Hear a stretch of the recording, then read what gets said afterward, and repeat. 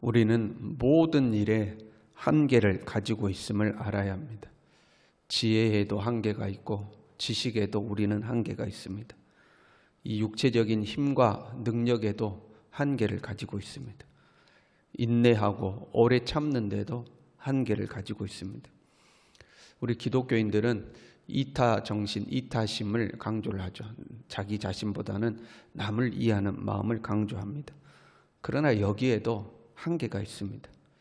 누가 완벽하게 이타적일 수 있겠습니까?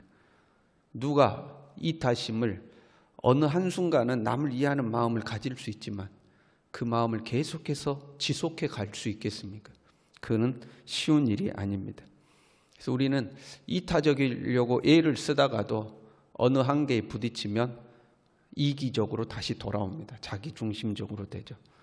남을 이해해야지, 상대방을 이해해야지 하면서도 어느 순간이 되면 자기 중심으로 이기적으로 우리는 다시 돌아오죠. 그러니까 우리는 내 자신이 그러함을 알고 다른 사람에게도 완벽한 이타심을 기대해서는 안 됩니다. 간혹 가다가 안 믿는 사람들은 그렇다 치고 우리 믿는 사람들 중에서도 이런 불평을 하시는 분들이 있어요. 교회 갔더니 그 교인이 자기의 부족함을 이해해 주질 않는다는 거죠. 그 정도도 이해를 못 해주는가. 장로님, 권사님이 되어가지고 이 정도도 못 받아주는가, 뭐 이런 거 있잖아요. 그런데 이걸 뒤집어 생각해 보면요, 자기 자신도 그 상대방의 부족함을 이해를 못 해주고 있는 거죠. 자기 자신을 이해 못 해주고 자기 자신을 못 받아주는 그 상대방의 한계와 연약감을 자기도 이해를 못 해주는 거 아니에요? 그러니까 자기가 거기에 상처를 받는 거죠. 우리는 각자가 다 한계를 가지고 있어서 어느 한계 이상을 넘어가면 다 자기 중심적으로 돌아오는 거죠. 욥의 고난 소식을 듣고 한달음에 달려왔던 친구들이죠. 일주일을 말없이 욥과 함께 앉아 있었던 친구들입니다.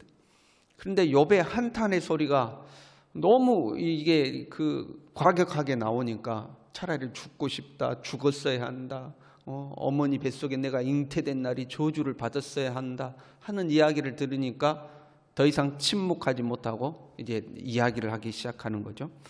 어떻게 말을 그렇게 하느냐? 어떻게 네 입에서 그런 말이 나오느냐? 잠잠히 하나님을 의지하고 하나님을 붙들어라 하고 이제 이야기가 나오는 거죠. 그 친구 엘리바스의 이야기에 대해서 이제 욥이 답변하는 장면입니다. 2절에 이렇게 이야기해요. 나의 괴로움을 달아보며 나의 파멸을 저울 위에 모두 놓을 수 있다면 바다의 모래보다 무거울 것이다. 내 괴로움이 바다의 모래보다 무겁다. 그래서 나의 말이 경솔하였구나. 그래서 나의 말이 경솔하였다 할 때 경솔하였단 말은 원래 거칠었다 그런 말입니다. 우리가 벌써 우리 한글 성경에 경솔하였다 이렇게 번역했어요. 그래서 나의 말이 경솔하였다. 뉘앙스가 그래 내 말이 좀 경솔했다, 미안하다 그런 뉘앙스가 아니에요. 그래서 내 말이 경솔했다. 나는 당당하다 그런 말이에요. 내 고통이 바다의 모래보다 무거워서 내 말이 좀 거칠었다. 이제 이런 거죠. 들나귀가 풀이 있으면 어찌 울겠으며 소가 꼴이 있으면 어찌 울겠느냐. 지금 나한테 아무 문제도 없는데 내가 한탄하는 거냐? 내가 지금 잠잠히 하고 있을 그럴 상황이냐? 내가 이렇게 큰 고난을 당했는데 아무 말도 못하는 거냐? 내가 지금 한탄하고 신음하는 것은 그건 당연한 거다, 자연스러운 거다 그 이야기입니다. 싱거운 것이 소금 없이 먹히겠느냐? 많이 의역해 놓은 거예요. 여기서 싱거운 것이라는 것은 아무 맛도 없는 음식 그런 말입니다. 아무 맛도 없는 음식이 소금 없이 먹히겠느냐? 아무 맛도 느낄 수 없는데 그 억지로 먹을 수 있느냐? 아무 말 없이 군말 없이 먹을 수 있느냐? 이제 그런 의미예요. 닭의 알 흰자위가 맛이 있겠느냐? 이것도 의역해 놓은 겁니다. 계란 먹으면 흰자만 먹는 분들이 있잖아요. 노른자는 안 먹고 그분들이 이 구절 보면 이상한 거죠. 이해가 안 되겠죠. 근데 닭의 알 흰자위는 원래 맛이 없는 식물의 즙 그런 말입니다. 또는 새비름이라는 식물이 있다고 그래요. 새비름의 즙 그런 말이라고 그럽니다. 근데 그게 계란 흰자하고 좀 비슷한가 봐요. 그래서 이제 번역을 이렇게 해놓은 건데, 그 맛이 없는, 아무 맛이 없는 식물의 즙을 먹을 수 있겠느냐? 아무 말 없이, 군말 없이 먹을 수 있겠느냐? 이제 그런 말이에요. 그러니까 우리가 먹는 음식 하나도 내 입맛에 맞지 않으면 억지로 먹지 않고 그냥 뭐라고 하는 건데, 이 고통을 아무 말 없이 참아낼 수 있느냐? 그런 말이에요. 짜면 짜다고 말하고, 싱거면 싱겁다고 말하는 게 사람인데, 더우면 덥다고 말하고, 추우면 춥다고 말하고, 비 오면 비 온다고 뭐라고 그러고, 바람 불면 바람 분다고 뭐라고 하고, 그게 사람인데 내가 이 고통을 아무 말 없이 참을 수 있냐? 이제 그런 말이죠. 우리가 우리 자신을 그렇게 이야기해야 돼요. 이해해야 됩니다. 사람은 그냥 추우면 춥다고 말하고, 더우면 덥다고 말하고, 짜면 짜다고, 싱거우면 싱겁다고, 그 먹는 거 하나도 참지 못하고, 그런 것이 사람이죠. 그러면 그런 불평을 듣는 사람은요, 그냥 말없이 그 불평 듣고 그러냐고 또 그러지 않죠. 불평 들으면 듣기 힘들다고 또 이야기하죠. 내 그 불평하냐, 나는 네 불평 듣기 싫다고 또 이야기하죠. 우리는 다 그 한계가 있는 겁니다. 다 자기 중심적인 겁니다. 욥도 그 한계를 이야기해요. 12절에 이렇게 이야기합니다.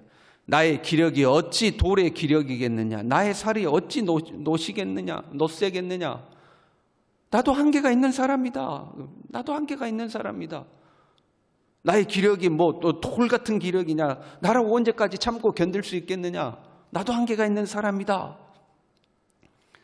그리고 이제 13절에 이렇게 이야기합니다. 나의 도움이 내 속에 없지 아니하냐, 나의 능력이 내게서 쫓겨나지 아니하냐. 우리도 간혹 이럴 때가 있죠. 내 속에 힘이라고는 한 가닥도 없는 때입니다. 내 속에 나의 도움이라고는, 내 능력이라고는 한 가닥도 남지 아니하고 다 쫓겨나고 없다. 나는 아무 힘이 없다. 그런 이야기. 그냥 이만큼의 힘도 내 안에 남아있지 않는 것. 참아야 한다는 걸 알지만 참을 수 있는 힘이 내게는 없는 거죠. 인내해야 한다는 걸 아는데 인내해야 하는 힘이, 인내할 수 있는 힘이 내게는 하나도 없는 겁니다. 하나님을 바라봐야 하고 기도해야 하고 말씀 붙들어 살아야 하는 것들 다 아는데 그럴 힘이 우리말로 그냥 한 태기도 없는 겁니다. 한 태기도 그런 힘이 없는 겁니다. 아무리 고난이 왔다 할지라도 고난 중에서도 하나님을 신뢰하고 하나님을 바라보아야 하는데, 그것이 정답이라는 것을 아는데 그 정답을 향하여 나를 일으켜 세울 도움이 내 속에는 없고, 그 정답을 향하여 걸어가야 할 능력이 내 속에는 없다. 알지만 나에게는 그 힘이 없다. 그런 말이에요. 친구들은 현재 그러한 힘이 있죠. 그래서 욥에게 힘을 내서 그 정답을 향해서 가라 하고 이야기를 하고 있는 것. 믿음으로 살아야지. 야, 하나님 의지하고 살아야지. 그럴수록 기도하고 하나님 붙들어야지. 그렇게 이야기를 하는 거죠. 그런데 욥은 그 힘이 없는 거예요. 그래서 욥이 할 수 있는 것은 한탄하는 거죠. 차라리 죽었으면 좋겠다. 차라리 하나님 내 생명을 거두어 갔으면 좋겠다 하고 한탄하는 거죠. 그러면 또 친구들은 그 욥이 한탄하는 모습을 보고 얘 또 그런 말 하냐. 믿음의 말을 해야지. 네 옛날에 그 믿음 좋을 때 남들한테는 네가 믿음의 말 하라고 그렇게 고민하더니 네가 막상 그 상황이 되니까 그렇게 이야기하냐. 믿음의 말을 해야지 하고 또 욥을 꾸짖는 거죠. 그러면 욥은 또 그 이야기를 들으며 이 내 어려움을 너희들이 이해도 못 해주고 그 말을 그렇게 하냐 하고 또 서운하는 거죠. 사람의 한계가 맞물려서 뒹구는 모습이죠. 그리고 이 모습은 우리의 모습과 비슷한 모습이죠. 나는 나의 입장에서 이야기하고 상대는 상대의 입장에서 이야기하고, 나는 나의 입장에서 받아들이고 상대는 상대방의 입장에서 받아들이고, 서로 그냥 이게 맞물려서 뒹굴어서 우리는 그렇게 살아가는 거죠. 사실 우리가 욥과 같은 상황이 되면요, 힘이 소진하여 바닥까지 내려간 상황에 놓이면 할 수 있는 일이 거의 없습니다. 곁에 있는 사람이 도울 수 있는 일도 사실 거의 없습니다. 이런 상황에 있는 사람을 돕는다고 돕는 것이 오히려 상처가 될 수도 있습니다. 이런 상황이 놓이면 사실 우리가 답답하게 되는 거예요. 내 옆에 누군가가 이렇게 완전히 바닥까지 내려갔어요. 그럼 뭔가라도 내가 도와줘야 될 것 같은데 사실 도울 수 있는 일이 거의 없습니다. 그 힘든 사람을 그러면 그냥 바라만 보고 있다? 그것도 우리에게는 마음의 짐이 될 때가 있죠. 저 사람은 저렇게 힘든데 나는 아무것도 안 하면 그게 나에게 이제 죄책이 될 때가 있죠. 그런데 우리는 기억해야 돼요. 이런 욥을 다시 일으키는 힘, 내 속에는 도움도 없고 내 속에 있는 능력은 다 쫓겨나서 나는 힘이라고는 한태기도 없다 하고 있는 그런 욥을 다시 일으킬 수 있는 힘은 오직 하나님의 힘밖에 없습니다. 하나님만이 이 욥을 다시 일으킬 수 있습니다. 만약에 우리 옆에 이런 성도가 있다면 우리는 중보하여 기도하며 하나님의 때를 기다리도록 돕는 것이 최선일 수가 있습니다. 우리가 착각하여서 나의 한두 마디 말로, 어떤 믿음의 권면 한두 마디 말로 그 사람을 일으킬 수 있을 거라고 생각하면 실수하기가 쉽습니다. 그런 기대를 할 때가 종종 있어요. 성도님들 중에서도 목사님 누가 힘들어하는데 한 번만 만나줘서 기도해 주세요 이렇게 부탁할 때가 있거든요. 근데 그럴 때 좀 답답할 때가 있습니다. 그 나를 만나도 안 될 것 같은 상황이 있거든요. 왜 사람이 한두 마디 말로 안 되는 경우가 있잖아요. 그러면 우리는 기다려주는 것이 최선일 때가 있습니다. 차라리 말 없이 곁에 있어주는 것, 차라리 말 없이 곁에 있어주는 것이 최선일 때가 있어요. 그런데 거기에도 우리의 한계는 있는 것. 욥의 친구들처럼 말 없이 곁에 있어주다가 어느 한계에 부딪히면 우리도 자기중심적으로 다시 돌아와서 내 말을 하기 시작하는 거죠. 그러면 그 말에 또 상처를 받습니다. 그러니까 상투적인 말인 것 같지만 그런 사람이 우리 곁에 있다면 기도해 주는 것이 가장 좋을 때가 있습니다.